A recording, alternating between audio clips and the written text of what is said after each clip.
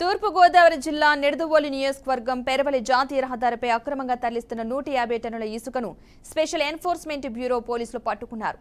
7 ఇసుక లారీలను సీజ్ చేశారు. సరైన పత్రాలు, పర్మిట్లు లేకుండా గోపాలపురం ఇసుక రీచ్ నుంచి ఇసుకను అక్రమంగా తరలిస్తున్నారని పోలీసులు తెలిపారు. ఇసుకను అక్రమంగా తరలిస్తే కఠిన చర్యలు ఉంటాయని హెచ్చరించారు.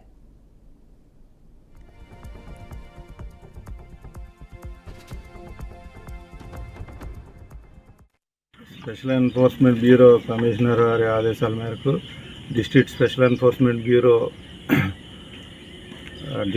ఎన్ఫోర్స్మెంట్ ఆఫీసర్ శ్రీ పెట్టా సోమశేఖర్ గారి ఆదేశాల మేరకు వారికి రాబడిన విశ్వసనీయ సమాచారం మేరకు పెరవల్ మండలం పెరవల్ హైవేలో నిన్న రాత్రి 10:30 నుంచి 12:30 మధ్యలో గోపాలపురంలో గోదావరిలో ఇసుక అక్రమంగా తవ్వి తీస్తున్నటువంటి 7 లారీలు సుమారు 150 టన్నుల ఇసుక ఏ విధమైన పర్మిట్ కానీ బిల్లు కానీ లేకుండా వెళ్తున్నటువంటి వాహనాలని తనిఖీలో భాగంగా తనిఖీ చేస్తూ సీజ్ చేయడం జరిగింది.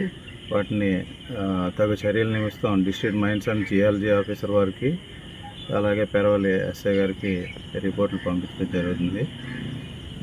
తదుపరి విషయాలు తర్వాత తెలియజేస్తాం.